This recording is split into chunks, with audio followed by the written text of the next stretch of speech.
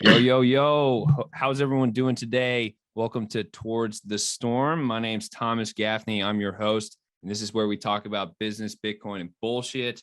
I have with me a super cool guest today. He's the founder of a startup. It's called the Radix ecosystem, or Radix Eco. They're an NFT project on the Radix DLT platform. It's super awesome. He's a super cool guy. I'm super happy to have him on the show. How's it going, Mick? Tell us a little bit about yourself. I'm great. Thank you for having me again. I'm doing fantastic. I'm just so happy to have this opportunity to be on a podcast centered around Radix. And yeah. Right now, everything is going really, really, really well, honestly. How about yourself? Dude, I'm doing good, man. I mean, I love it. The Radix ecosystem's the best. The community's the absolute best. And we're glad to have you on the show, bro. So here on Towards the Storm, we're kind of like entrepreneur type people. We're really kind of driven towards building things and going against the grain and running toward the storm like a buffalo does. And we're really glad to have you on. So, hey, tell me a little about yourself. Like, what got you into crypto? Sure. Well, first of all, so I'm from Montreal, Canada.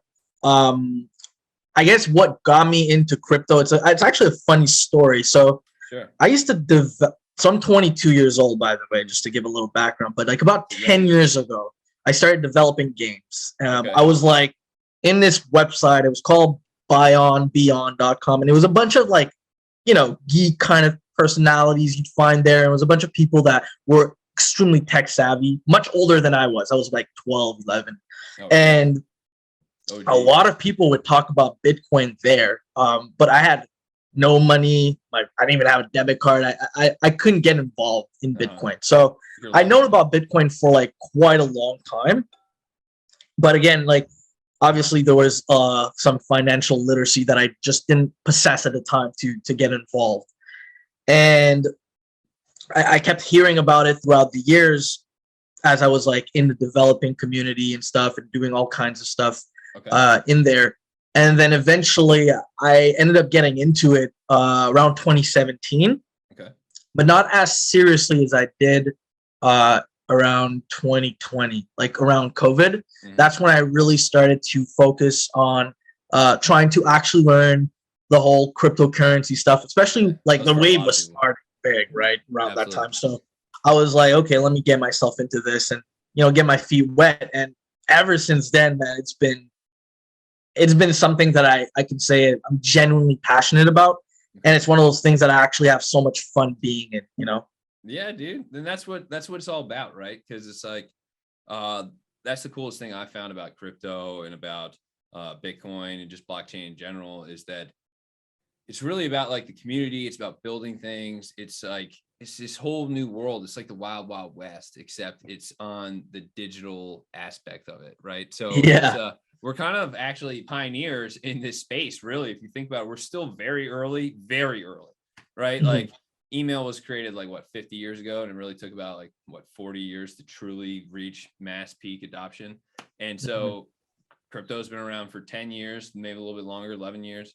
And it's just growing. And a lot of people like you, right, got dumped in once COVID happened. They were looking for other stuff to do, and they were trying to engage in this digital world because you couldn't leave your house, you couldn't do all these things, you couldn't go to bars, you couldn't talk to people. And so that's actually a big reason why I think a lot of people have kind of jumped into the crypto space is this idea of like the metaverse, NFTs, right, smart contracts, all these cool things that people are talking about that like the as us as degens, you know what I mean, as people in the game really understand and know, but normies like just it's way over their heads. They have no clue what's going on. All right, the average Joe has absolutely no idea what's going on here. None. It's crazy. Sometimes you talk to some of these people and they're just like, wait, what?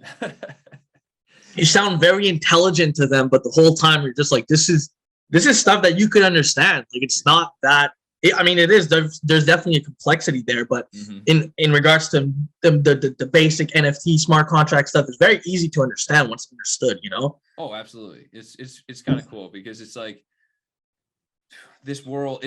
The problem though too is that they're like we were talking about the other day. Remember, we were talking about the barrier of entry for adoption of crypto. Yeah. And that's actually one of, so we have you fill out a questionnaire, right? You said, what is one of the biggest issues you're currently facing in your business industry, right? As your startup with Radix Eco, right? And one of the things that you said is DeFi adoption, right? Yeah. Elaborate on that a little bit. You know, actually, like a little backstory, when I was writing the questionnaire and filling it out, and I actually had trouble finding something that I had trouble with. Obviously, we've just started, so like the obstacles are yet to come. There's going to be some for sure. But it took me a while to actually find something, and I was like, well, if I really think about it deep enough, DeFi adoption seems to be the main obstacle in front of us, right? It's how can other, because you see with Radix, the way I was kind of looking at it when I first started it, I was looking at it like kind of like this brand that I wanted to create to make DeFi accessible for the average Joe, because here we are on, like, I'm watching Radix videos all day long. This is all I watch. Absolutely. And there's peers ingrained in the community.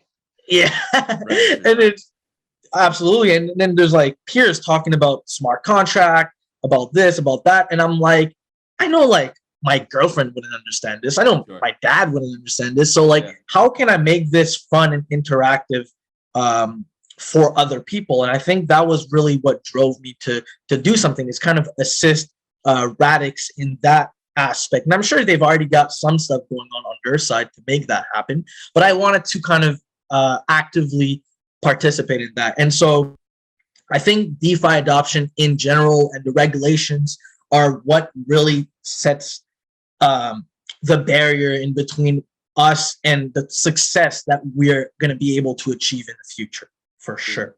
Oh man. Yeah. I completely agree. I mean, you summed it up really well, actually. That was a really good answer. Bought my first Bitcoin in 2012, right?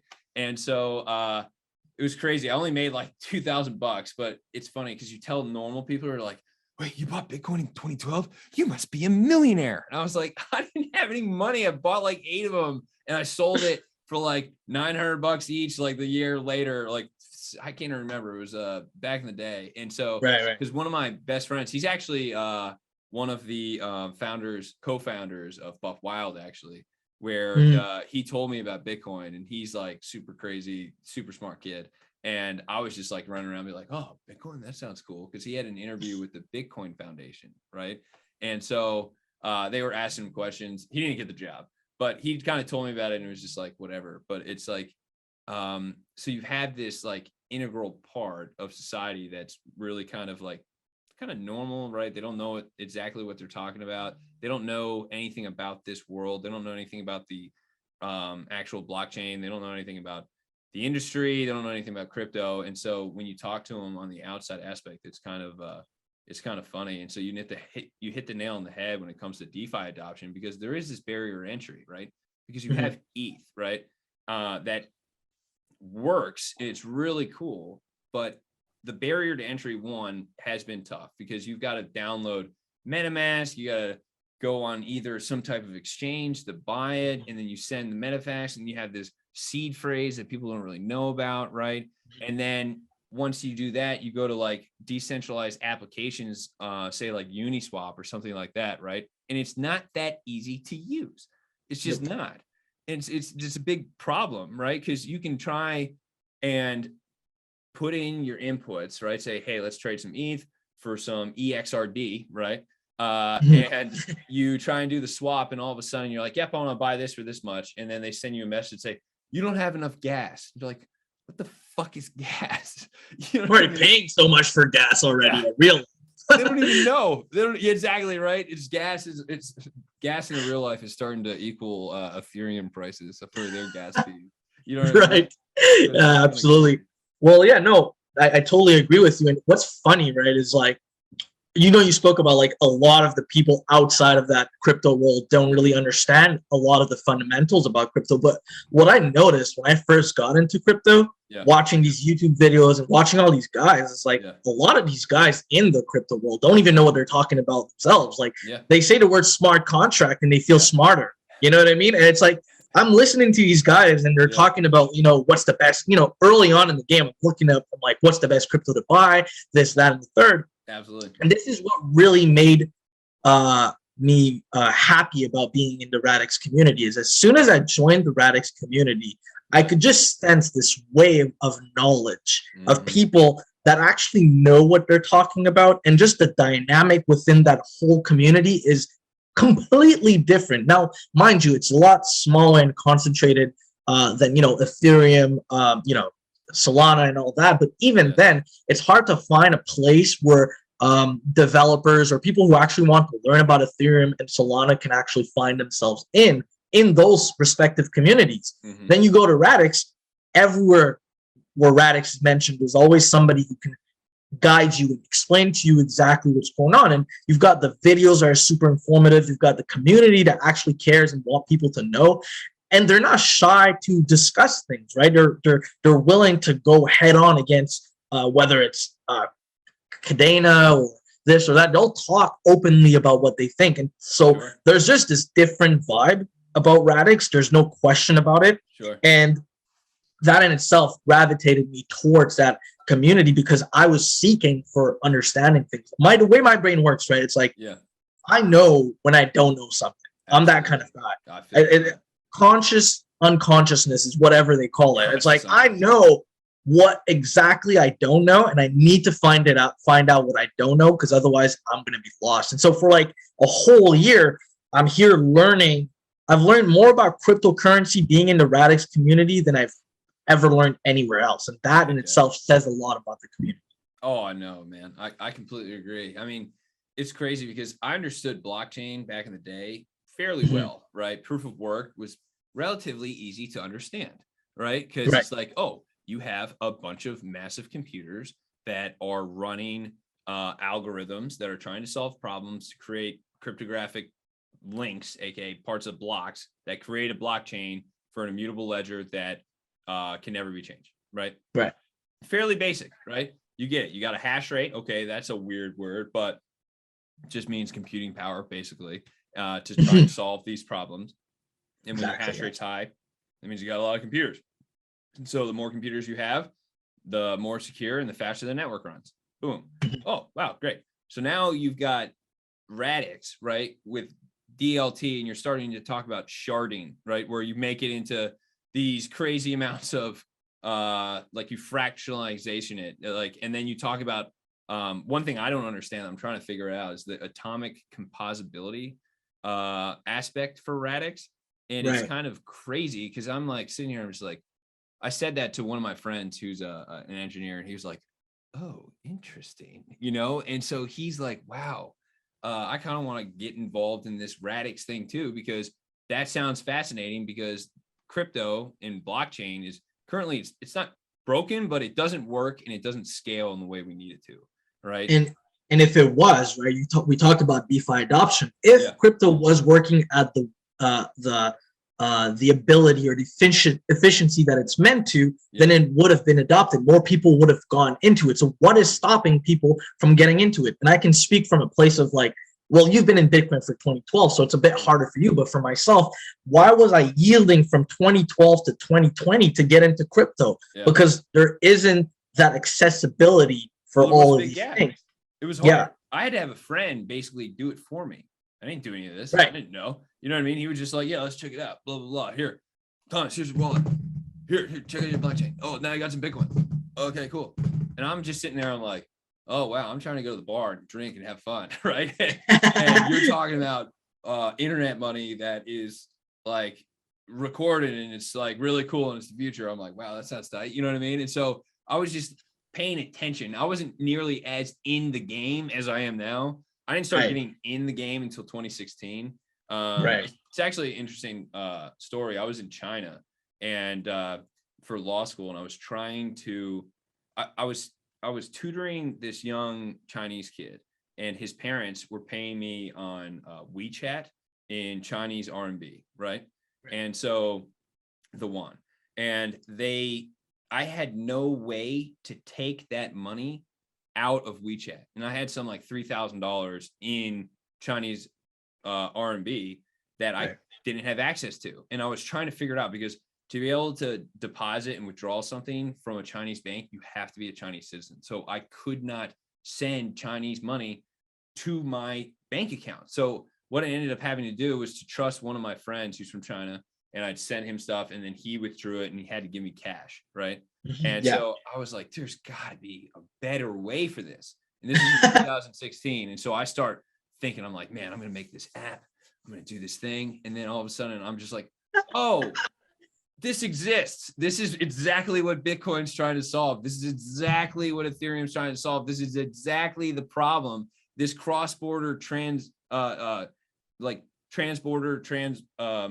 sectional that you're trying to get for money and moving money from one place to another. And I was like, that's why I just became obsessed with it and started being like, oh my God, this is the future. This is it. You have a digital money that is now in a sense tangible because it has a memory, right? So like a blockchain has a memory. It's just recorded, that's immutable.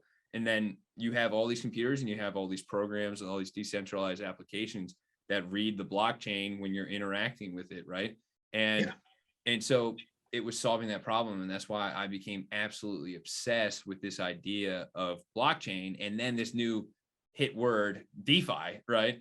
Decentralized finance started coming around. And I was like, oh my God, this is the best thing to change the future. But then it was just like, boom, roadblock. Ethereum sucks. It's broken. We need something that works better. Like, it's funny because like most people like know Ethereum for having like huge gas fee, and it's almost what incentivizes them to get into that, because it almost sounds luxurious to be in Ethereum at this point. And it's like, well, I don't like, a bunch of the people that are involved in the Ethereum space and they're vocal about it are usually like extremely rich almost at this point, because they're willing to spend that much at this point, you know. And it's like the whole point of DeFi is to you know, and I was rereading for like the third time the Radix white paper. They speak in the beginning very well about how they want to kind of get rid of this centralized finance with all the monopolistic you know, the system that's monopolistic itself. And Ethereum is going to become that at this point, because it's just creating this clogging right now, and it's just not what I think we all want for DeFi, to be spending that much money. And like, sure, okay, it'll be Ethereum 2.0, but we've already got Radix. How about we focus on Radix right now that are already actively making things happen, right? So I'm only excited for that, to be honest, really. And so that actually is a great segue to our next question, right? So I asked you what obstacles you had to overcome, right? And you said creating a project, right? Radix Eco within a project, Radix, that hasn't fully really reached its potential, right? So that's one of the biggest things. And as another creator of an NFT project, right? People are asking me, oh, how do I buy your NFT? I'm like, well, let me figure it out, right? So let me explain this to you really quickly. We're building it on Radix. It's a DLT layer 1 protocol that doesn't have smart contracts yet. So we're going to implement it later for this thing called Babylon, right? And so these people are like, what? Like, I don't even know what an NFT is, let alone a smart contract, let alone understanding that you can't have your smart, you know what I mean? So you're talking about Babylon? Like, what is this? The city? You talking? Is that the end of the world? Yeah, I know, right? Exactly. So tell us a little bit about that. What kind of challenges is that presented for you? Well, you know, so the challenge, obviously, like you mentioned it, like pretty much depicted it, right? Is the idea that, okay, so we've got this NFT that we're utilizing to crowdfund our project. And it's like, we want to make it, our goal with Radix is to make everything accessible, but obviously that is kind of making it a bit harder for people to have access to it. So we're trying to find these ways to make things more smooth and flowy, especially with the fact that there are no smart contract capabilities yet. And so at first, you know, obviously we had Abandoned Scorpio, we had Nerds Republic, they were kind of showing the way. And I was like, okay, well, this is cool and all, but how, for example, right? So I had a document with all the NFT projects because I wanted to see how each one of them operated, to try to find the best out of all of them, right? And I noticed that none of them offered airdrops except Nerds Republic, because one of our issues was, how are we going to issue the airdrops? Now we can do it via the node, but we wanted to make it in a way where it's interactive, and also in a way where we kind of are watching the transfers and everything, and kind of be on top of it in some levels. And so we looked at Nerds Republic that airdrop their buyers Photon, But the way they yeah, did it Photon. was Yeah. the way they did it was if you buy an NFT from us, well, we give you an airdrop. But then the problem was, well, what if that NFT gets transferred? Yeah. The person who receives the NFT never gets a Photon. Exactly. So it's like, how can I make it so that there is an incentive in the transferring of the NFTs? Yeah. So in fact, we're actually working on something that should be released either tomorrow or Monday. Hell yeah, you heard it here. Let's go. And so, you know what? I'll just talk about it now. So we've got this thing called Dr. Radix. Okay. It's a bot that we created that essentially you're going to be able to register your wallet. What is this through, though? What's this through? You said through Telegram. Telegram. Yeah. Okay. So you got to be in the Telegram channel. Yeah, you got to be into Telegram to get into it. Look at the link below. It's going to be in the thing. We'll put it on the YouTube page. It'll be good. Yeah. It'll be nice and easy. So, basically, we're going to have this bot just to make the community kind of have this, because we want to have this fun kind of thing going on. So it's called Dr. Radish. He's supposed to be the radical scientist. Okay. And he's supposed to kind of portray the idea that we're creating this game called Radish World, right? And in the game, we want to have certain NPCs. And we thought, well, heck, why not create Dr. Radish? Now, for all of my Pokemon fans out there, you might recognize him as an inspiration from Dr. O, kind of, right? Oh, okay, cool. It's like you'll be communicating with this bot, and we wanted to make it as interactive as possible. Created some kind of. Pardon me? You got to talk to Daxter. Daxter? Oh yeah, Daxter XRD. He's working on what is it? I'm forgetting the word right now, but the Pokedex? Matrix. Yeah, yeah.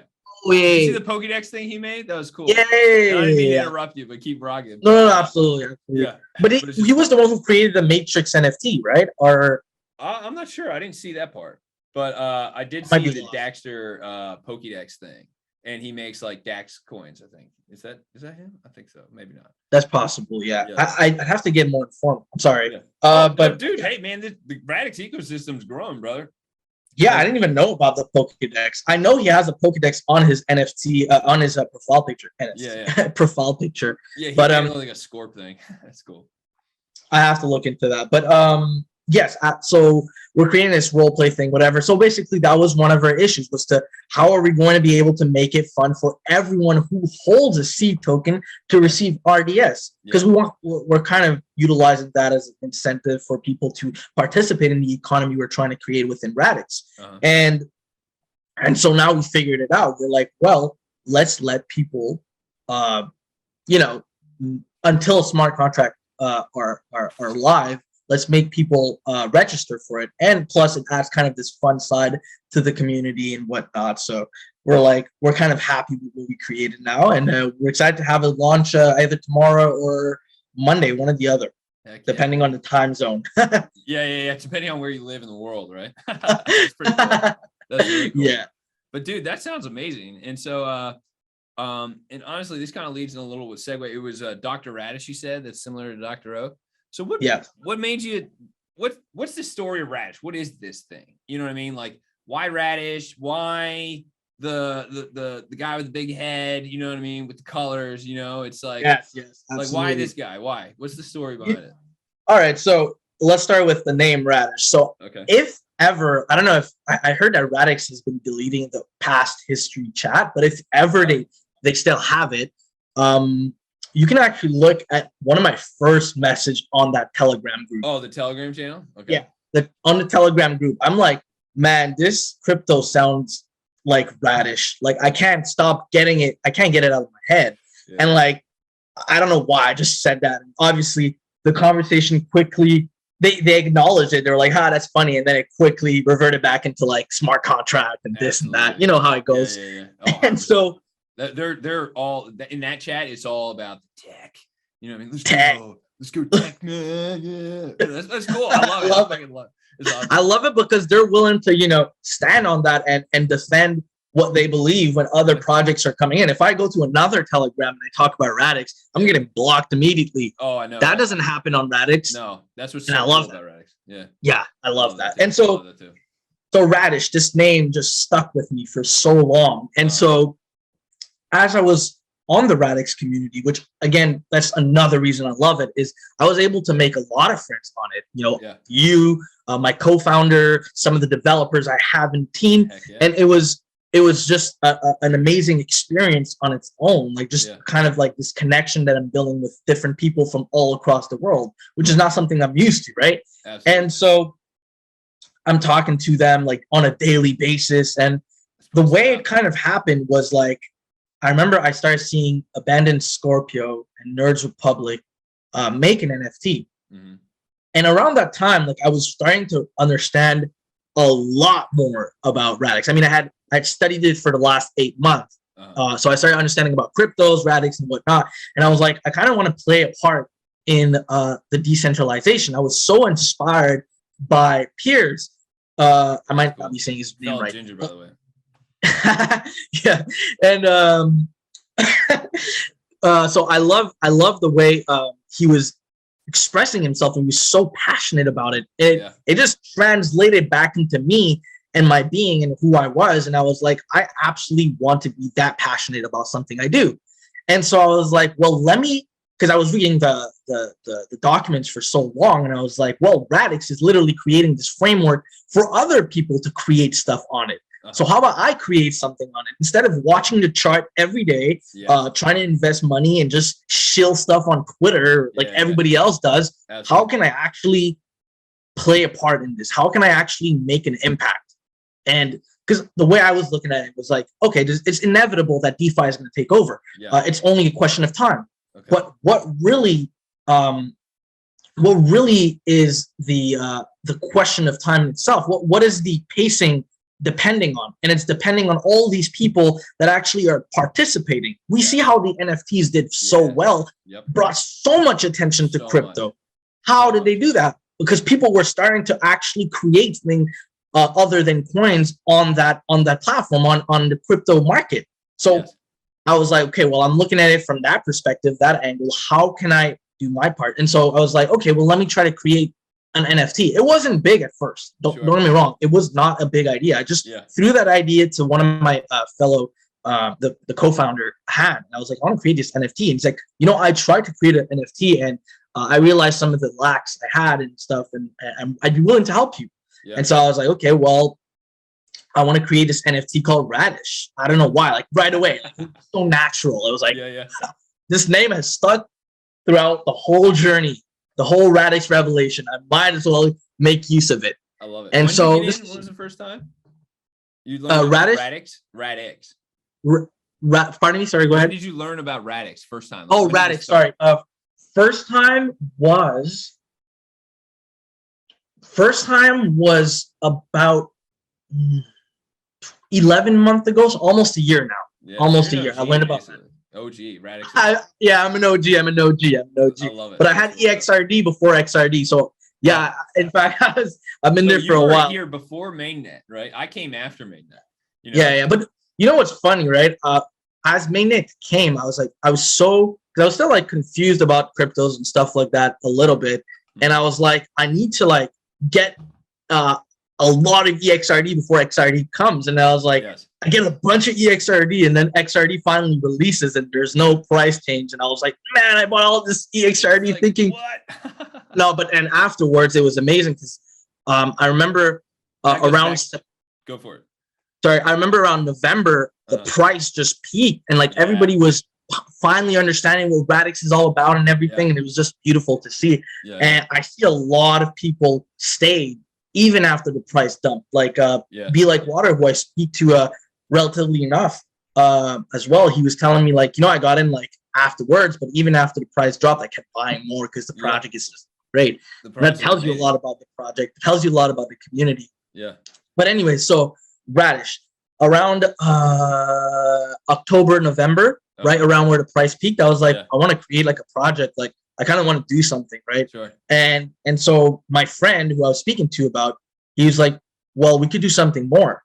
Like we could do something more than just an NFT, like, because there's already like 2 NFTs. Like, what's the point of making a third one at this point, right?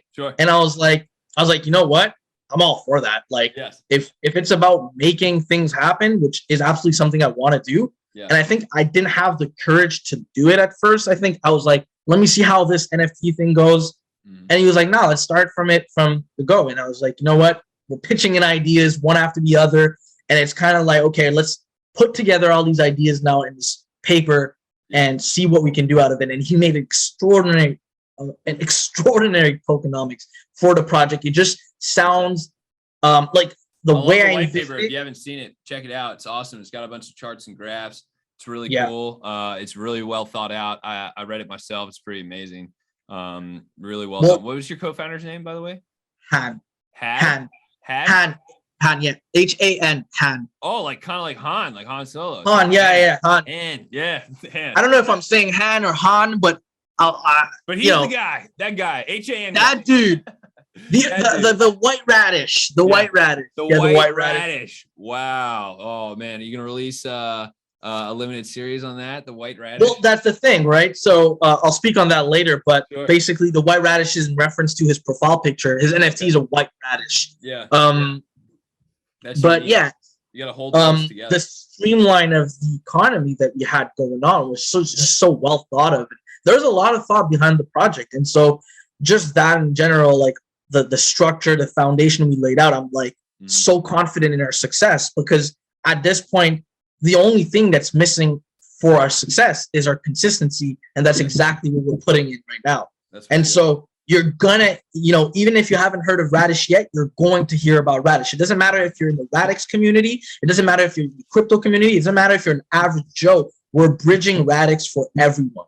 And we know and confident now of what we're doing because of all these thoughts that we had, all these brainstorm, all these Zoom calls I had for hours we had. And now, we're seeing this, you spoke about the obstacles. Like, are we really, I was like, are we dealing with obstacles so far? Like, I had to think about it, for a second, because it's going so well. The Radix dealing with an obstacle right now, exactly what you said about the smart contracts platform, right? Right. That's a big obstacle, especially because it's like when you're talking about scale, right?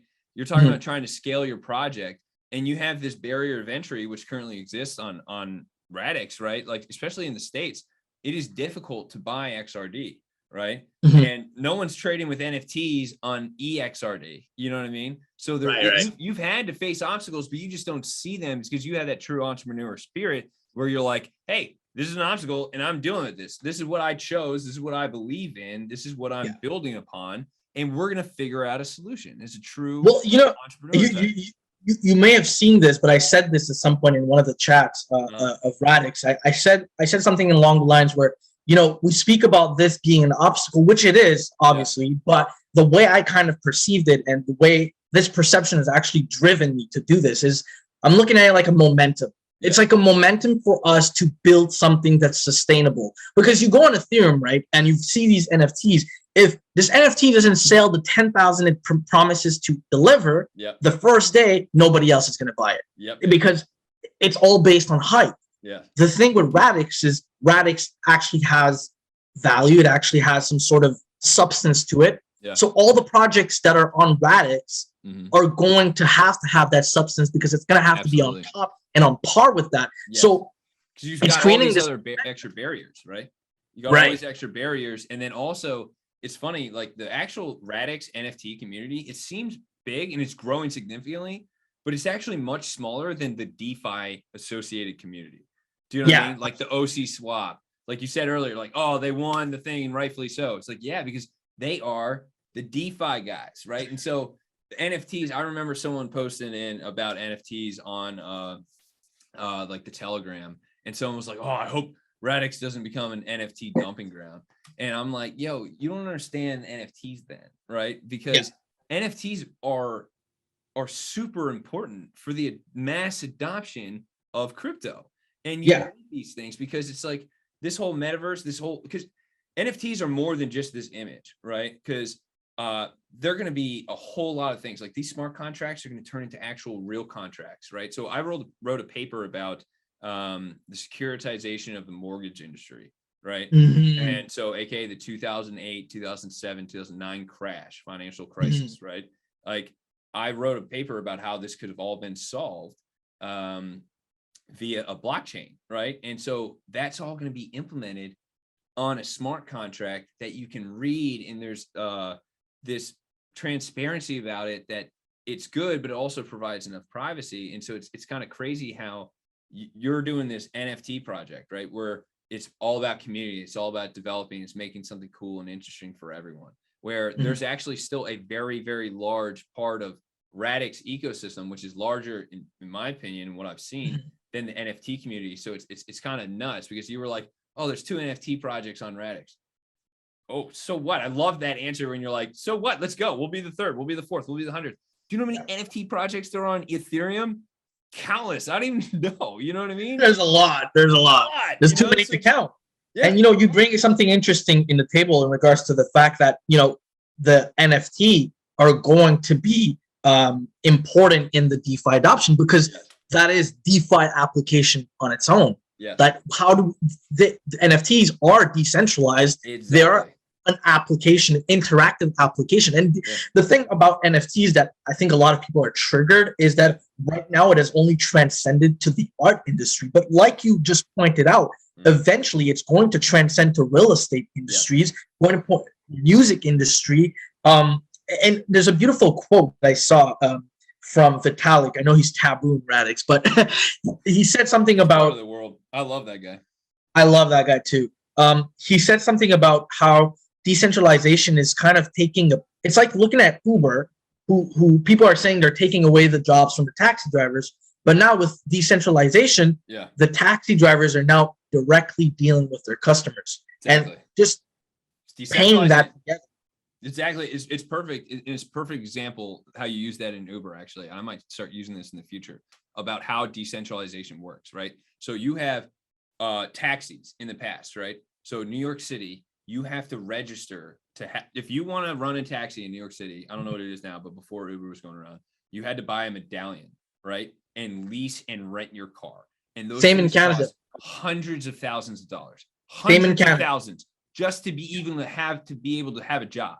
Uber took that and said, hey, and because the only difference between ride sharing and taxis is, so in terms of the law, taxis are allowed to hail and just pick up people on the street, right? So if you're like, taxi, you know what I mean? That whole thing, and you're allowed to pull over and pick someone up and then charge them for a ride. If you don't have a medallion, that's illegal. You're not allowed to do it. It's hitchhiking, right? So that's why hitchhiking is illegal, right? So, but this rideshare app is a pre-agreement to go and pick someone up, that you have a contract where it's not just hollering someone at the street. And so that's the main difference. And they found this like loop around, but it just kind of interconnected people and allowing them to be in charge. They had used their own car. They are the ones interacting. They're being sent the dispatch service, which is usually a taxi thing. You call a taxi. Hey, I want a taxi at this time and blah, blah, blah. And then they have to call someone and send someone out and do all this thing.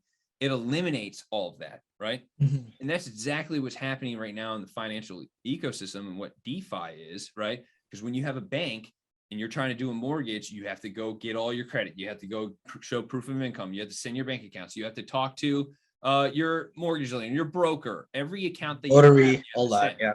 Now it's on a blockchain. You show proof of funds immediately, right? And you can disperse that, and people can create their own smart contracts, and they can create their own ecosystem and lend to people as they want. And so it's really crazy what it's doing that a lot of people don't understand. So I thought that was a really also one thing I speak about with a lot of my friends that are not into it, right? I say one of the things that really radically changed the world, no pun intended, is this, or will make us evolve, is speed. Yeah. The more speed we have, the more we will evolve on an exponential rate. And what I mean by that is, if no cars existed, you would have to work most likely somewhere in your neighborhood. Oh yeah. And your potential as a lawyer or whatnot, whatever job you have would diminish because you're not able to travel. There's none of that anymore. But now that we have these cars, which make our lives much more efficient, which makes going somewhere that might have taken like an hour to walk, now 20 minutes to drive, it has absolutely changed our lives. And we don't realize that now because it's already happened. And we're kind of oblivious to it. But that in itself DeFi is just that. It accelerates a lot of these processes, which in eventuality, and that's why I say it's inevitable that DeFi will take over, because it is more efficient, it's more fast, and it's just better for everyone. Once people understand how it's better for everyone, not for one for a bank or for one of these monopoly to control. It's for everyone. It's made for people. It will completely change the world. And the gap, like you said, is the education as well. How can people, the know-how, the why, the adoption, right? You're completely right. Because people don't know these things. People don't know what decentralization is. Like, none of my friends know. People think and crypto also, is. This goes. Go ahead. This goes exactly back to what we were talking about earlier, right? Is the barrier of entry, the inefficiency of Ethereum, right? Because Ethereum is the DeFi king still. It just is. It's a fact. I mean, everyone can say whatever, but it's a fact. Look at the chart. Numbers don't lie, right? $50 billion market cap, right? Radix is what, 1.6 right now, 1.3, whatever it is. Nothing knocking it, but it's just right now, Ethereum is the king, right? And so, but it sucks and it's broken, and it's this very select group, like you were talking about, because of this barrier to entry.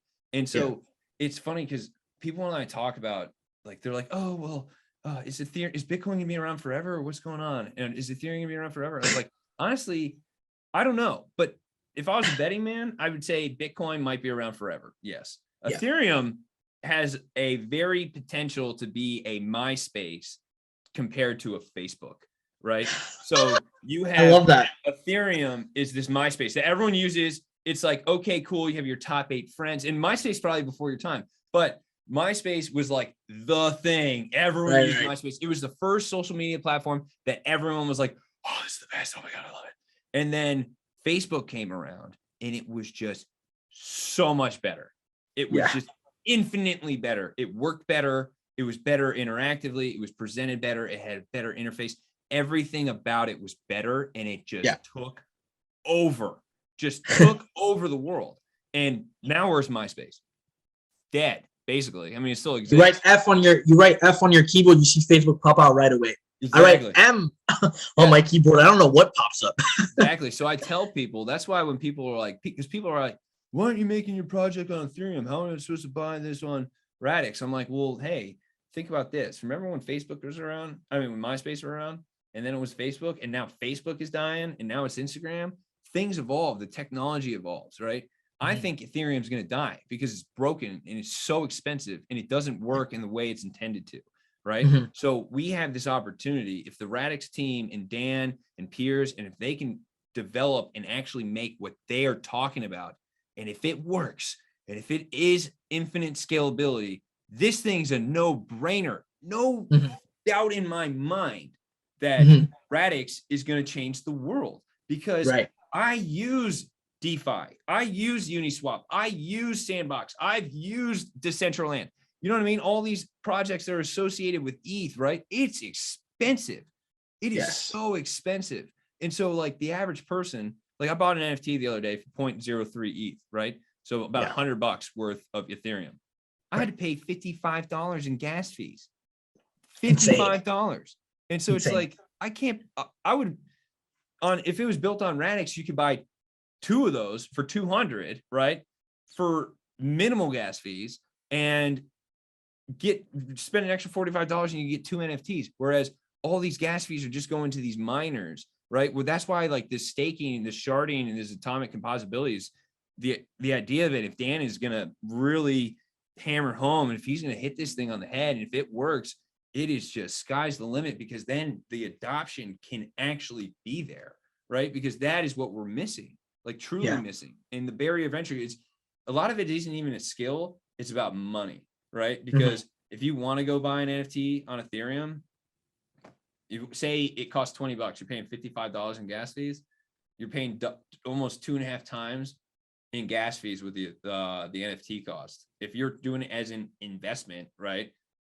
Your project has to 2.5x before you can even see a positive return. But then you also have to sell that, which has gas fees associated with it as well. Another 55 or even less, depending on when you're using it, whatever, just depending on what the price of Gwei is at the time.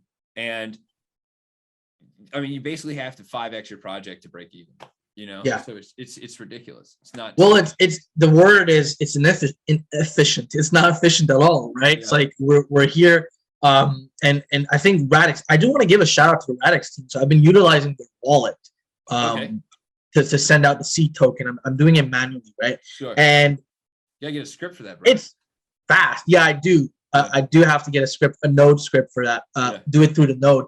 But for now, what I realized was the wallet is actually super efficient, dude. Like it hasn't bugged, it hasn't slowed down on me. I've been sending stuff back to back, and I'm like, this is really efficient. Like I'm liking this. I want to give them a shout out because I never really utilized it for anything but buying. Like I would buy XRD on Bitfinex, which I know you guys don't have access to Bit Canada. Just how I was doing it. I buy it on Bitfinex, transfer it to my XRD Radix wallet, and just stake it. That's all I've ever used it for. And then now I'm sending transactions and stuff. I'm like, this is really good. Like, nice job, honestly. And honestly, like, you know, we speak a lot about like within the Radix community about how, you know, if they deliver, but like I'm certain that like regardless of how far they get, they will easily go further than Ethereum, and that in itself is enough for me. And you know, you got these friends like you said that they asked like, is Ethereum going to be around? Is cryptocurrencies going to be around? Well, that's why you have people like me and you who are creators and are actively doing things within this space to make it sustainable. Because if we don't have people like us or other people to make it sustainable, then is there any value there?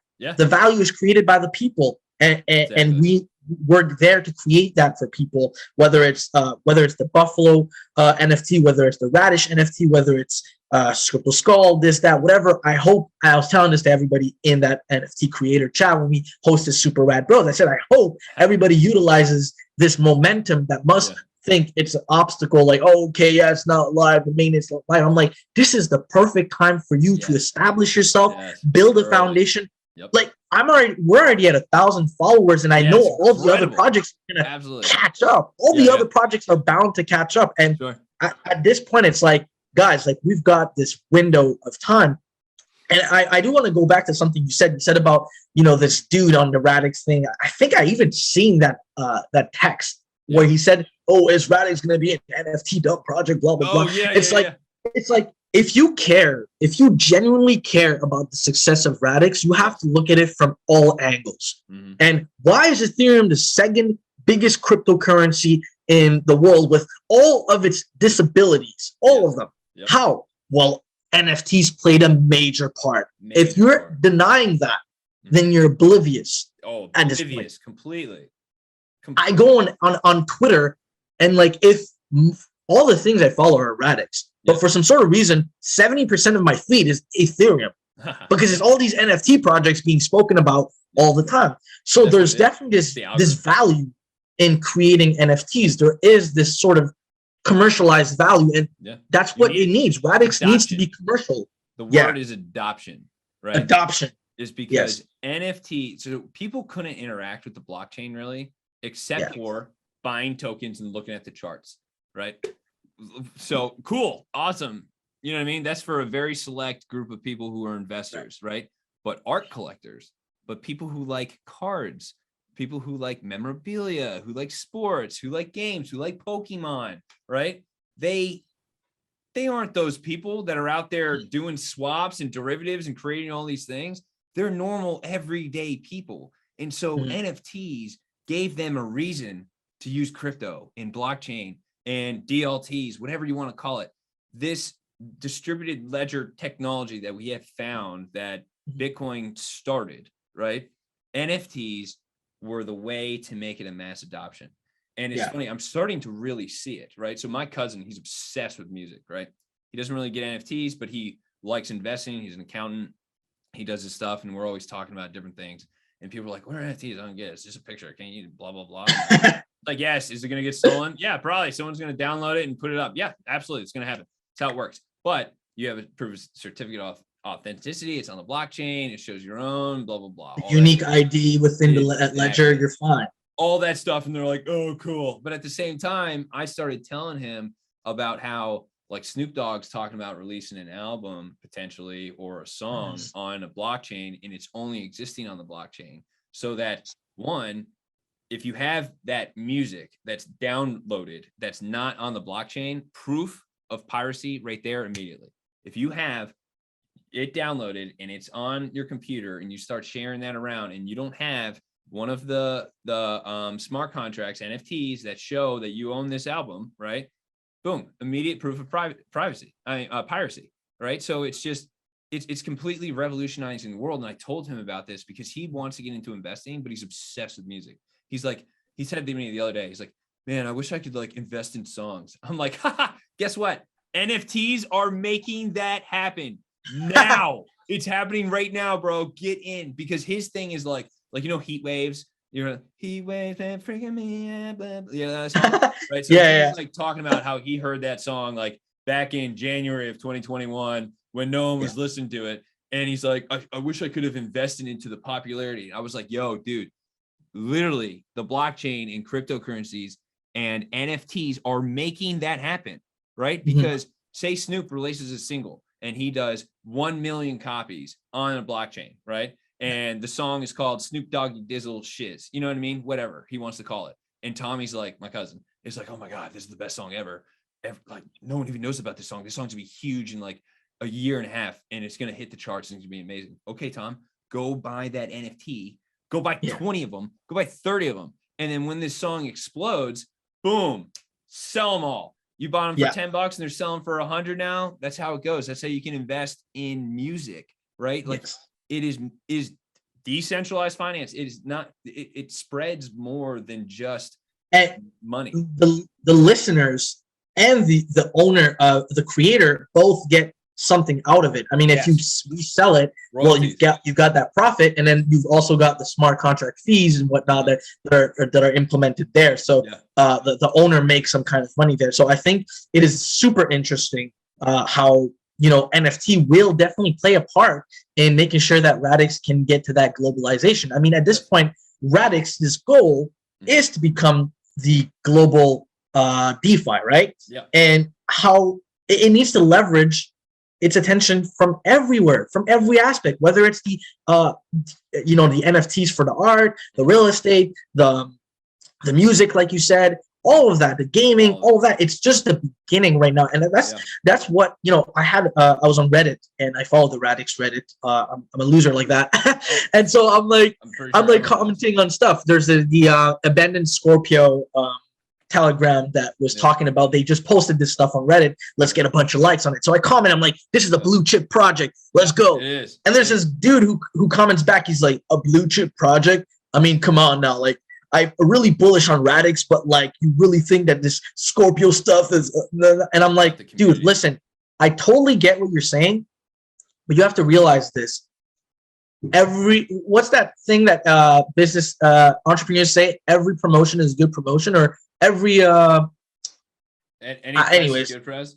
Yeah, any press is good press. Abandoned Scorpio has to have at least interested one person outside the Radix community to get into Radix. 100%. So why wouldn't we want that? Why wouldn't we want to nurture the ecosystem as much as possible? I totally get that we don't want scams, rug pulls, and this and that, but that's the reality of decentralized finance. It's the reality right now of DeFi. If we want things to be autonomous, then these things are bound to happen, and they are going to happen because that's the reality of life. And there's nothing we can truly do about it. But what we can do about it is create these sustainable projects like Buffwild, Radish, and you know, the Radix Kickstarter, all of these guys. All those guys. That's what we can do, and we can just hope and have faith that these are going to bring Radix to the next level. And that's the goal with Radish. That's the goal with Buffwild. That's the goal with all these NFTs. And there's just good faith and positivity in there. And that's what I'm here for. And I'm willing to push that forward, you know. And to that person who replied to me, I hope you understand this. We are definitely helping Radix because we love Radix as much as everybody else on there. Everyone does. And we're here too to help. You know what I mean? We want this thing, you know? And so, and it's just like, hey, use us. You know what I mean? Like the DeFi guys sometimes are like NFTs, and it's just like, use us, man. You want people.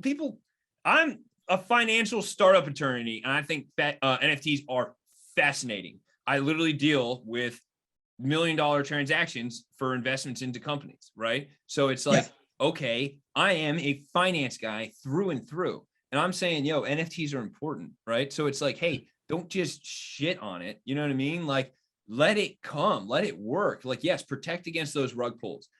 We need one thing that I've been actually thinking about is putting out a spot about how to spot either a multi-level money distributing scheme or like a rug pull scheme about how it works and like things to look for when you're doing your due diligence, you know what I mean, on a company to on a project to kind of invest in, right? Because it's just spreading the word, it's helping it. And that goes to one thing that you were talking about is regulation, right? Like you were worried about regulation in the crypto space. I personally, as an attorney, think it's a good thing. Yes, it's going to scare away some people, but what it's going to do really, and this is what the people at the top actually care about, is getting out the bad actors. Those people who are doing rug pulls, like Balloonville on Solana. I don't know if anyone knows about that, but they completely pulled the rug on like, I think they raised like 1.5 and they just pulled the rug underneath everyone and then laughed in their face about it. Just totally trolled the whole Solana ecosystem about this rug pull that they did. And so I didn't even know about that. That's terrible. Yeah, I mean, it's terrible. It's absolutely terrible. But like you said, it's something that exists.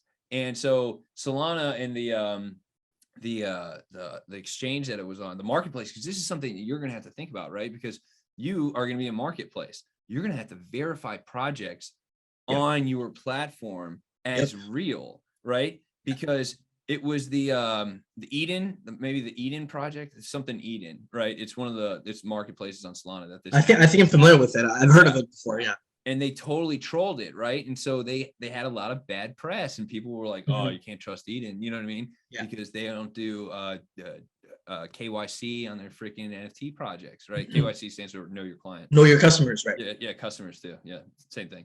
And so, and it's something that you as a marketplace developer is really going to have to think about because it's all about trust, right? Like the reason why people use centralized platforms in the beginning, banks, Chase, they know for a fact that they can walk up to Chase, give them $10, and then whenever they want to go get it back, Chase will hand them back that $10. It's trust. And they've built up a name, right? And so that's something that's going to have to happen with an ecosystem. And you need the members instead of just the centralized body that is a centralized system to say what's what. You're going to need the members of the actual community, the members of that decentralized system to enforce that, to call people out, to be able to do things. Like if someone's running a scam and trying to figure it out, it's like, hey, it's not like, I know people talk about FUD and everything, but it's important. You know what I mean? It's important to make sure those bad actors and those issues are out of the ecosystem. Well, that's why I encourage people to question us. There was a guy on Telegram that was questioning this a lot. Like he was just saying a bunch of stuff. And I was answering back to his questions because again, first of all, we put so much thought in our project. We thought every loopholes almost. And I mean, it's like we're answering back to back. Me and the co-founder, we're answering back to back and we're having the same answers because we're so aligned in our vision. And at the end, he's like, okay, well, I just bought 5.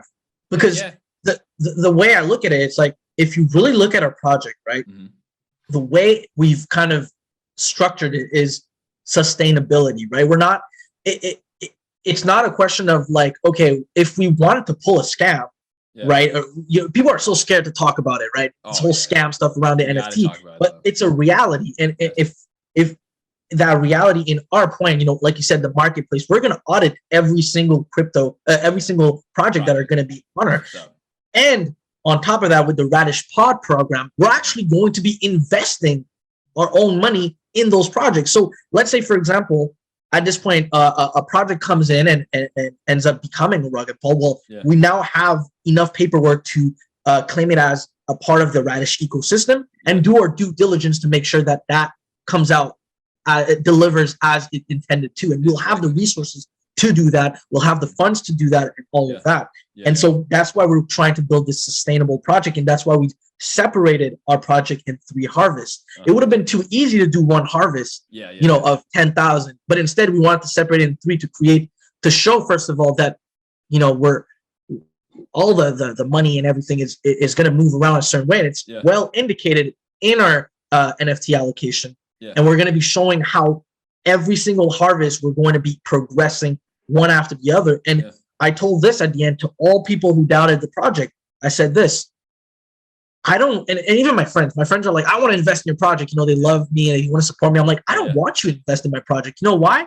Because you don't know anything about my project. Why would you want to invest in a project you have no idea? They want to support me. Just enough. It's enough for them telling me they want to, but in reality, I would encourage them to read the white paper, find out what we're doing. What we're trying to create here is something sustainable to a point where we're willing to tell people, listen, we're so transparent that we don't want you to feel as though you have to invest in us until you see the development and the progress. So we will let time reflect that. We're so confident. We don't need people to tell us, you know, this and that and FUD and whatnot. I encourage you to FUD so that I can clarify things for you. And if by the end you're not happy or you're just not satisfied with the answer, that's totally fine. Because at the end of the day, my actions will speak louder than any words I decide to utilize against this argument of what sort. You know what I mean? Yeah. And I'm all for that. It's transparency, right? Transparency creates trust. Trust creates loyalty. Loyalty creates a community, right? Well, you see in Radix, they're open to like have these discussion about other cryptocurrencies and whatnot. I want to be exactly that. I want to reflect that in our projects. I want to reflect that when you come to us and you want to discuss about these are the real talks. These are the things that we should be talking about.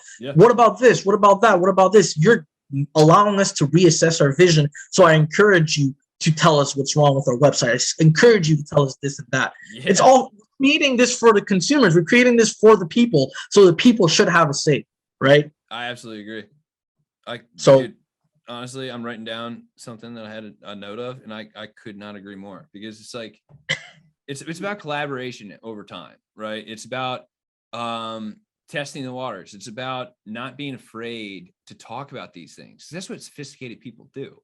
My job as a lawyer is to argue with people and to find the value of like my project, find the value of the company that I'm representing, and then also seeing the other side's value. And then it's sometimes when it's negotiation, because you're negotiating, trying to make a deal, right?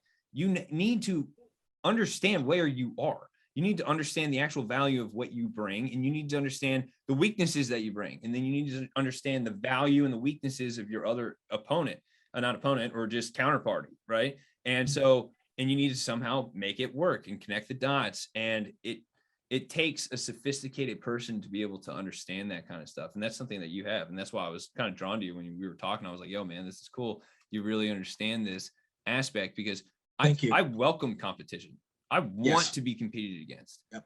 Do you know what I mean? And I feel that with you too, because you're like, I want to be questioned, because it's like, hey, if I don't either know the answer to this or have a solution for it, that's a problem within me, right? Yeah. So I need to go fix that, because you're trying to create a product and an ecosystem and a platform that works for all these people, right? And so you need to poke holes in it. You need to poke holes. You need to talk about these things that are difficult to talk about, because fraud and scams are a huge part of this industry. Happens everywhere. People get scammed all the time in crypto, like literally every day. And so it's something that you need to be able to discuss about, because if you can't talk about it, how are you ever going to fix those problems, right? Absolutely. And one of the words that really pops in my head, one of my mentors I had in life always told me about this, is comparative knowledge. Having this ability to see different knowledge, put them together, and make your own answer out of it. And like you said, when you know that you don't have the answer or the question, you got to go for it. That's exactly how I felt before I joined Radix. And that's why I love Radix so much, because Radix has educated me throughout my crypto journey more than any other project. And I gotta give it that thanks. And this project right here is exactly the product of that gratefulness that I have towards Radix. And I'm just so excited. And, you know, like you said, welcoming competitors. I had a call with Scriptal Skulls creators and talking to me about that. And I was like, you know, they're like, oh, there's a lot of marketplace. And I'm like, I welcome them to come on the ecosystem. The whole point of this is to nurture the ecosystem, to build something great. And, you know, I'll use this as an example. Sony Sony is making most of its money off of PlayStation, its console, right? Yeah. You know, Sony started off as a repair shop. How did it get to that point? Because That's it built this brand. Heck So yeah. to me, the way I look at it is like, okay, we'll build the marketplace, but we're not going to stay stagnant to that like OpenSea did. Yeah. We're going to keep evolving and keep evolving and keep evolving. You know what? For every negative situation you can find, whether it's the failure of a marketplace, whether it's this, I can create 10 better opportunities out of that. So it's all about keeping that stuff moving forward. And the fact that all of us are already building this foundation, which is the brand is always the foundation. And that's what these people that you speak about in the Radix community, some of them may not understand, but the brand is so important. If Piers wasn't as enthusiastic as he is, I don't think I would have been drawn into Radix. If he was like this the whole time talking about it's about the branding, it's about who you are, because at the end of the day, it boils down to we're all human beings. And we gotta be able to transcend that in our brand, to be able to show that, because we want to connect with people, and that's what a community is about. So to me, building that brand, Radish brand, was my main priority. That's why we went ahead and created that Twitter before we even had the NFT done and this and that, because we believe in the fact that branding is so important for this adoption as well. And that's what's going to also elevate Radix and all of these cryptos, because that branding creates trust, creates people to want to participate in a community. All of that taken into account is just going to grow the ecosystem, no question. I have no doubt about that. All right, we're back. Just took a quick break. I had to refill the water and use the toiletries. But so one thing I wanted to ask about you is with the Radish in particular, Radish Eco, what was your main mission when you started? I know you talked about it and sprinkled about it a little bit. What was your main mission back in last year, 11 months ago, when you found this and started doing this? And then how has that evolved and changed as you have progressed with the development? I think first, what I really wanted to create was sort of like this streamline for people to be able to get involved in Radix, right? For people who aren't developers, people who are, because I'm a graphic designer as well, right? And so one of the things that I was really happy about the NFT was that my peers, who are also artists, had this now new ability to make money out of their talents. With, you know, in the art industry, it's very hard for a lot of people to leverage that, the fact that they have talents and stuff. And I love that about it, right? But they needed a team, they needed a lot of, you know, resources to make that happen. So a lot of the artists I know still are not into the NFT. So to me, as a person who is full of resources, and the reason I say this because I actually run an agency. Oh, okay. I've been running an agency since I was 15. Oh, cool. I've been making what I call the internet money for so long. So that's why I'm so into crypto. One of the things that like I really wanted to make happen was create this sort of platform full of resources for people to find ease in getting involved in crypto. So instead of wanting people in the Radix community, and don't get me wrong, I still do want people from the Radix community to get involved. But my main goal was actually to create this bridge between Radix and the average Joe. That was my main mission. That mission hasn't changed. It has just created more components to get to that level. It was always so clear to me to want to make sure that other people, the average Joe, regular people who have no idea whatnot about crypto, are feeling comfortable, find comfort in Radix. And I think while I believe in everything Radix is doing, you know, with the scripto language and all that great stuff, there's still this gap between, you know, people who do know about this technology and those who don't. And I kind of wanted to be that. I wanted to be, you know, you see the Radish has this very friendly look to it. So we want to create this friendly community for people to find comfort and ease, essentially, really.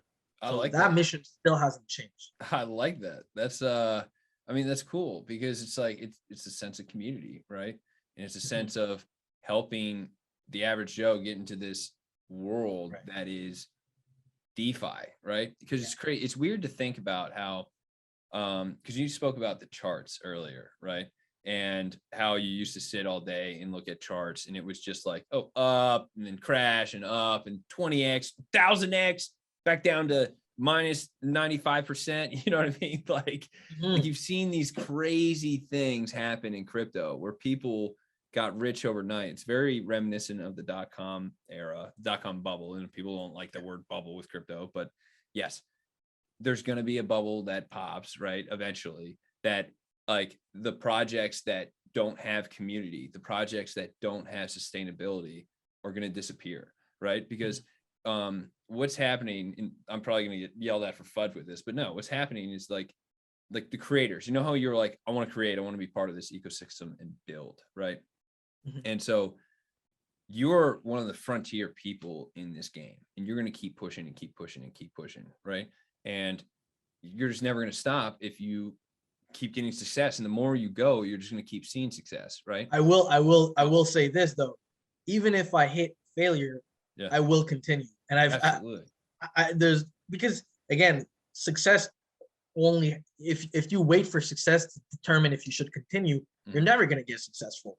You know, you got to start somewhere. But yeah, sorry, continue. No, fall forward. I mean, you're right. And I'm glad that you say that, is because, and that's the whole game. And that's the whole reason why I say people invest in people, right? So you talked about Sony, how it started off a repair shop. I'll do you one as well. Not one better, but an additional one to what you're talking about, right? So Warren Buffett, this is for the older people in the crowd. Berkshire Hathaway, all right, was Warren Buffett's first investment. Okay. It was a textile company. So textiles, aka clothes. It used to make clothes, and it was right in between. He bought that at one of the worst times you could possibly ever buy a textile company, because all the jobs were being outsourced to other countries like India, like China. It was Japan at the time mainly, right? And because they were coming out of the Second World War and they got bombed and all this stuff, but it completely fell on its face, completely failed, made no money. But at the same time, he learned so much from that, and he adopted, right? So he was like, okay, I have this textile money that I dumped all my money in, and it's not working. How can I leverage this? So he started buying companies. He started investing into other companies with Berkshire Hathaway, which is Warren Buffett's company. And he started investing in things that people need every single day, right? Which is why he bought a textile company in the first place, because it's clothes.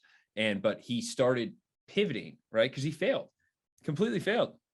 A lot of people don't know about this, but then he became at one point the richest person on the planet, right? Because he just started pivoting and started providing services and investing in things that people really believed in and people needed and wanted and used all the time. So he had this philosophy because he didn't care about failing. He was always going to succeed. Failure is just a step, right? If for someone who actually believes in something like you, Mick, right? You're like, hey, failure, I'm not going to go to failure. I'm not going to fail. I'm going to keep going, right? And so if you take this brand, this Radix brand, and you just keep working it, right? And you just keep, because you can rebrand things. You can change the meaning. You can mold it and sculpt it. And I see this every day. One of my clients has pivoted like 7 times for their project, right? Because they started off with this marketing technology that didn't really work. And then they started doing a different marketing technology that didn't really work. And they made these cool products, but then there wasn't a need, there wasn't a niche. And now they're pivoting towards Web3. And now they're just like, oh my God, this is the best thing in the world. Like, and now people are really starting to latch on because it's the people, it's the same group of these 2 dudes, right? Yeah. That they're just pushing forever, and they're just going to keep pivoting and keep making it work. Right. And that's what you're saying. You're like, hey, if this fails, if this marketplace fails, doesn't matter. I'm going to pivot. I'm going to make another marketplace. I'm going to make a better marketplace. I'm going to make a third-party verification. Who knows what it is, right? And I'm not saying you're going to fail. I'm going to say I'm rooting for you all the way. You just, because we need marketplaces. The reality is there are possibilities. And again, the way I kind of look at it, exactly like you said, is the pivoting, right? I'm already in the space, in the DeFi space. I consider Radix fundamentally to be just a DeFi brand. Yes. And we're going to create upon that brand to bring that attention and to ease the access of DeFi for other people, right? So, Yeah. like you said, exactly. If the marketplace works the way it's working, then good. If it doesn't, whatever. At this point, whatever. The way I look at it is every little fund we generate from everything we do is reinvested back into Radix, and it's going to inevitably, especially as a person who like I said, I have a couple businesses myself. Yeah. I know exactly how the game works. I know exactly how exactly. I know exactly how that money has to roll. So I'm so confident in it because at the end of the day, I'll put all my pennies into Radix because I'm so confident in who I am as a person and how that will reflect back onto the company. 100%. Dude, Elon Musk put every single penny he ever had into SpaceX, right? With the Falcon 9 rocket. Okay. You know anything about this? Not the Falcon.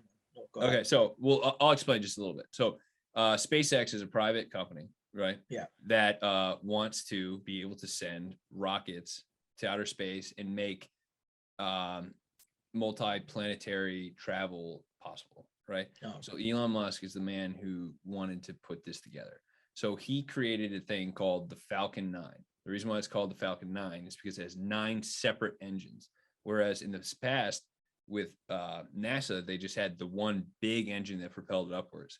And so he has 9 separate engines in this rocket that allows you to move them, right? Like they're like on balls and stuff. So like to adjust like the flight trajectory and stuff. So everyone would say he was going to fail. No one believed in him. Everyone was like, oh, it's not going to work. It's not going to work. And the first time they tried to launch, it got up in the air, stalled out, failed, came down, exploded on the freaking platform, right? Second time, exploded on the platform, even got off to launch. Third time, shoots up in the air, going well, dispatch, explodes, big problem, right? So he failed 3 times. He spent billions of dollars, so much money, his entire fortune, and he literally had 1 launch left. His 4th try to send a rocket into space and have a package go into orbit and be able to orbit the Earth to prove it. And this is a privately funded company. First time it's ever done because it was always done by the government. And everyone said he was crazy.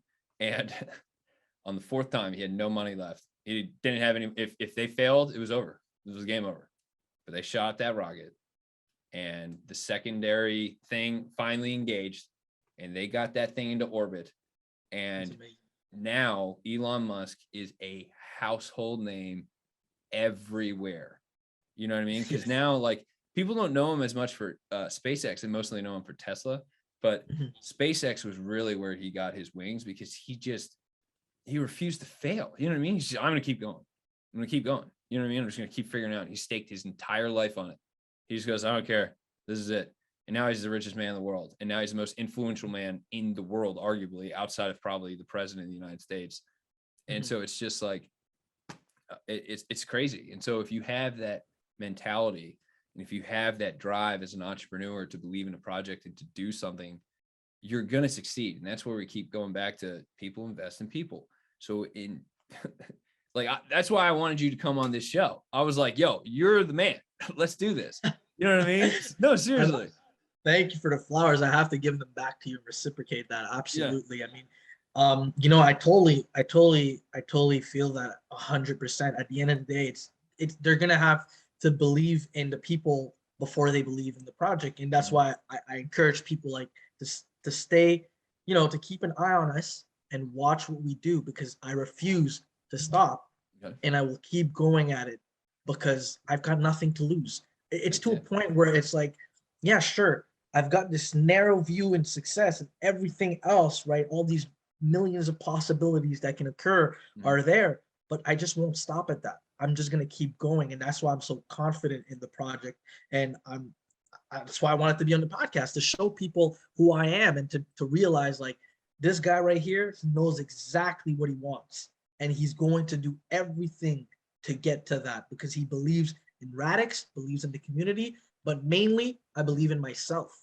And that is the game changer right here. Yeah. And I'm totally willing to show that. So is this what do you attribute to this ideology, right? So you believe in yourself, right? And you've had some success. You've got some sales, man. Like you guys just launched what, like 2 weeks ago? When did you guys launch? A week ago. A week ago. Exactly. And what are you guys at right now for your sales? I think we're about 400 now. We're about to get 500. That's amazing. That's amazing. That yes. You guys are, what's your floor price? 200, right? Yeah, 200 XRD. 200 XRD to get a seed token, which will get you for the first harvest. So 3,300. So we've sold about almost 15%. My math might be wrong. 10 to 15% of the first harvest. Of the first harvest, which is excellent, which is amazing. And the thing again, that momentum that I was talking about, we're gonna keep pushing. We're gonna keep pushing. We're gonna keep showing people what Radix is all about. And at some point, you will have no choice but to realize, just based on the fact that we believe in ourselves, people believe in ourselves, and our product itself speaks for itself. People are going to come in and have fun with the Radix community. That's just where it goes down to. That's cool. You know. So what would you say is Radix's biggest goals are? Like the biggest, you know what I mean? Like at the end of the day, everything's going well. 2-3 years from now, you guys are on top of the world. XRD's trading at $10 a fucking coin. Like everything's going gravy. The whole world's adopting this shit. Like everyone's like, what's up? What's up? What's up? Is it 2024 yet? 2024. Like what's the goal when you're there, you know, mooning, sitting on Lambos? What's the goal, man? What are you going to give back to the people? What's it about? You know what? That's an interesting question. So as you can tell with my attitude, you know, I'm an overthinker. I'm a big, I see things, big pictures, and I've definitely thought about that as well, obviously. And if we're talking in regards to Radix in itself, right? I'd say what we envision for Radix is, for one, in a general term, to be an icon within the Radix ecosystem. And a type of icon where people do find trust, reliability, and all of the components that Radix already offer, right? So security, decentralization, and scalability amongst that. So my goal as a person, I can only speak for myself in regards to my opinion to Radix. Han might have a different opinion, but for me, the way I look at it, right, is I want to be able to access all industries. Music industry, I'm a musician. Oh, okay. What do you play? Industry, well, I don't play, I make music. So DJ I'll sing and rap. Yeah. Okay. Sing and rap. Synthetic sounds, those kinds of things. Like Drake. Okay. I'm Canadian. On the best. What is this song that goes? Started from the bottom, now we here. Started from the bottom, now we're here. Let's go. You know what I mean? About it, right? Those Toronto Raptors, Drake mission. Wait, what about Biebs, man? Biebs is from Canada too. You know, you know what? Biebs, gotta give love to Biebs, man. I love Justin Bieber, man. I can't lie. So something I don't tell a lot of people. So, dude, I love Justin. Yo, Justin Bieber is the man. You know what I mean? What do you mean? Part of it too is what the one that got me so hard was "You Can Go and Love Yourself." That song killed me. I was like, "Yo, he's the man." Actually, that album was my favorite album. Oh, fire! Absolute fire! Everyone was a hit. Black and white one. Oh, it was all banger. It was all bangers. That was the peak Biebs. That was peak Biebs, man. Yeah. And I like the Peach song too. Peaches. I love that. But yeah, weed from California. Yeah. No, you asked me for that. Because Canada has legalized cannabis, so hell yeah. I use it sometimes. Oh yeah, me too. Big time. On that Elon Musk. But yeah, so Radix, what I envision for it, honestly, to me, it's a lifelong project. So for a long time in my life, I've been looking for something that I want to create. So I've created, like I said, a couple brands myself outside of the crypto world. So I've got this printing company that I work at, that I own, and then I got this graphic design stuff that I'm doing, and I've got an agency where people are able to buy either web designs, all kinds of stuff, and marketing and all that. So I'm involved in a lot of things, but none of these things really reflect who I am. Those were things that, like, I felt like I was just a young kid trying to grind. I grew up with very little, low-income housing, all this and that, but I had to go and get it out of my way. And I did that. I put the work in. I did go through the trials and tribulations, and now I'm at a place where I'm able to actually do things I like. And I wanted to absolutely find a way to do something I like, but that could also benefit me on every aspect, financially, mentally, emotionally, spiritually, whatever you want to call it, right? In all of these aspects, right? And Radish to me was that opportunity right there. Absolutely. And to me, it's like a lifelong project because I see Radix being sustainable. Radix, the XRD, to be sustainable enough for me to be involved in that space forever. Because again, if it's like you said, it offers the infinite scalability, this, that, and this third, then it's inevitable DeFi will take over and be what it's supposed to be for the next hundreds of years. And so for me, it's more like, okay, 2-3 years down the line, again, like I said, since I refused to fail and we reached this success in 2-3 years, where do I see Radish going and pivoting? Well, I want it to transcend in every single industry it possibly can.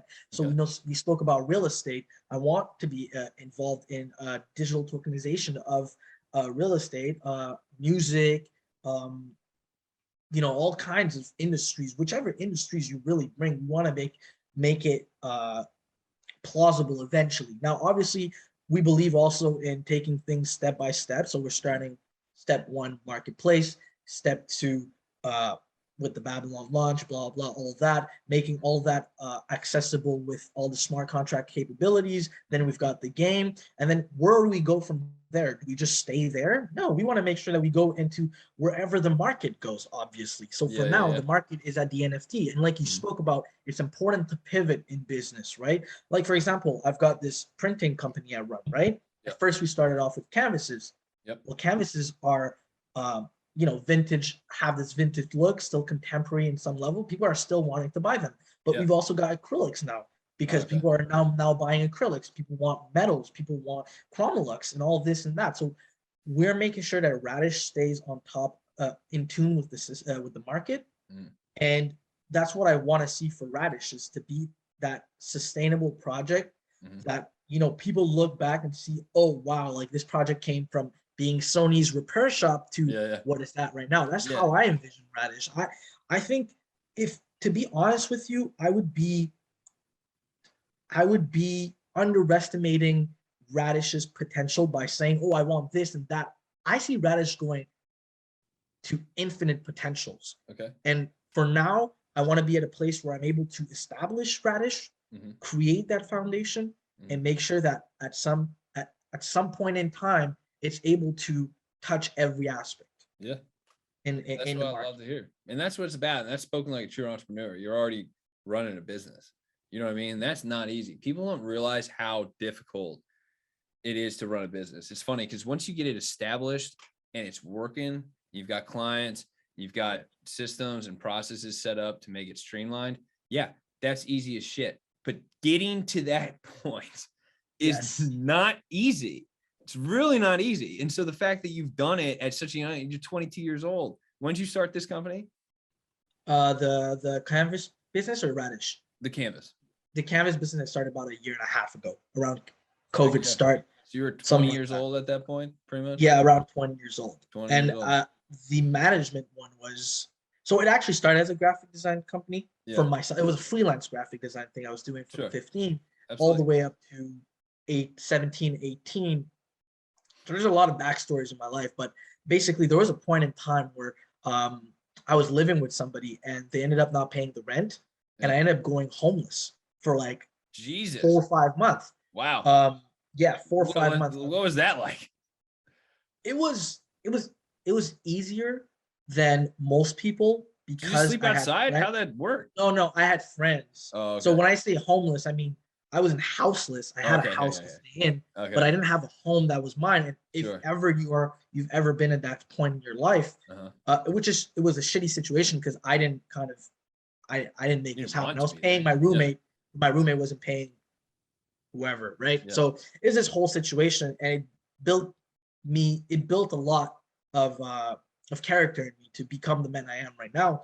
And around that time, the person I was actually living with, my roommate, was actually a man in a wheelchair. And he was totally homeless. He didn't have any place to stay. And for like 4 months, I had to figure out a way to make some money and get things rolling or whatever. So I had to become resourceful to whatever the demands were. So I started getting to know more people on LinkedIn, this, that, and the third, and offering services to people and whatnot. And it got me out to a point where I was no longer staying on my friend's couch. I was like 17, 18 at that time. Yeah. Then I got back in my feet, and I got my uncle, who was going through something similar, back on his feet, and we lived together. He was in a wheelchair. And so that's why I actually spoke about this briefly in my Twitter, that eventually I would like Radix to be one thing, but I also want to go ahead and create like this nonprofit organization via DeFi called Get Your Feet Back Up. Get your what? Which is going get your feet back up. Feet? Yeah. Okay. Yeah, get back on your feet. Sorry, get back on your feet. Yeah. Get back on your feet, because it's sort of this idea that I had in regards to the situation that went through with my uncle, who was in a wheelchair, who had no assistance whatsoever to get out of his situation. It was more easy for me, again, in contrast to him, because I had friends, this, that, and the third. It was a lot more easier for me than it was for him. So I believe it, man. That's cool though. Around that time, it's that's wild. when I started building the business, the branding, and I got a lot more serious about my finance, because I never wanted that situation to ever occur again. I never wanted to rely on nobody ever again. And that's funny how that works. That was one of my reasons for doing what I do too. You know what I mean? Right. The reason why I wanted to be a lawyer is because I was like, lawyers make decent money, even though being a lawyer sucks ass. I don't recommend it for everyone, anyone. Like, honestly, people are like, should I go to law school? I'm like, no, do not do it. It's just, it's a tough profession where people are just, oh man, it's ruthless. It's cutthroat. You have to work constantly. It's very isolated, right? I mean, I sit at a computer all day, or I'm talking to people on the phone, arguing with them, trying to get documents, trying to get information, trying to work, negotiate something, right? It's not fun. And you spend long hours, really long hours doing it. And so it kind of goes to what you're talking about. It's just like, you just got to keep going through, like you know what I mean? Because I was at a very low point in my life, right? Where I was supposed to be in the military. Long story short, got medically disqualified, didn't happen.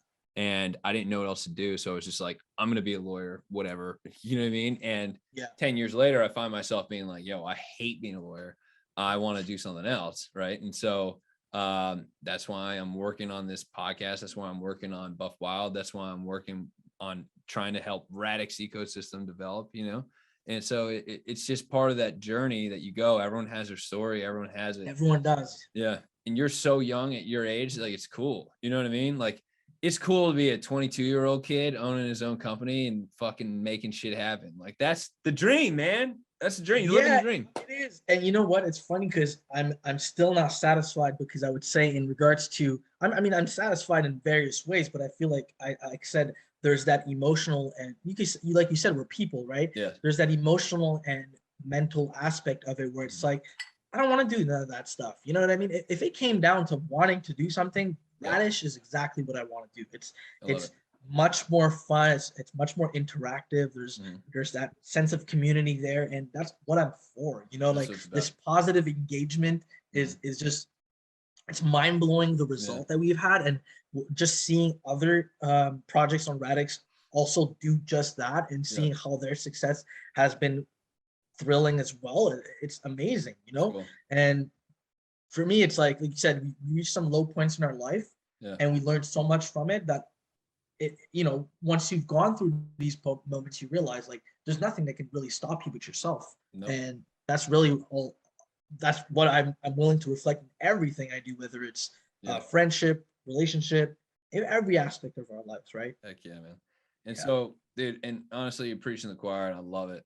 And one thing I wanted to ask you is, before we get wrapped up here, is if you had to say one thing and convey one thing to these people, the people who are listening, whoever's out there, maybe no one's listening, we don't know. But if you had to convey one thing about you, about Radix Eco, about whatever it is, your ethos, your MO, whatever gets you up in the morning, what is it? I genuinely love what I'm doing. Okay. I actually want simple and genuinely love what I'm doing. That's what it's about, man. It's about that shit. It's emotion. Humans are emotional people. So I love that. That's cool. So honest to God, yo, Mik, this has been legit, my friend. Like, honestly, love having you on here. This is super cool. Mik Dey, everyone. Been an incredible guest. Check him out. He's on the Radix Eco. It's a hashtag Twitter. We're going to drop in the links below. Make sure to check him out. He's got an amazing project. Super cool dude. Clearly, the future's bright for you. Let's keep in touch, man. If my project was going, I would be hopping you and making a cool buff wild mint right now, but we're still in that process. But let's listen. keep it going. I'm here. I'm liking every tweet, man. I'm seeing everything, man. I'm loving what you guys are doing, and I'm so excited to see that question mark change into an actual NFT. Like, I want to see what's happening. I love it, man. Thank you for having me, bro. Hell yeah, bro. I love it. And we're signing off. Let's have a good day. Love you, world. Buff on. Radix Eco. Let's do it. Stay rad.